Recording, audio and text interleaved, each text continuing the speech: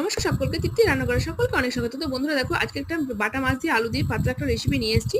তো ভিডিওটা তোমরা দেখতে থাকো, প্রথম থেকে শেষ পর্যন্ত ভিডিওটা দেখার অনুরোধ রইল। তো দেখো, মাছটা দেখতে কেমন তো ভালো হয়েছে, খেতেও কিন্তু খুবই ভালো হয়েছিল।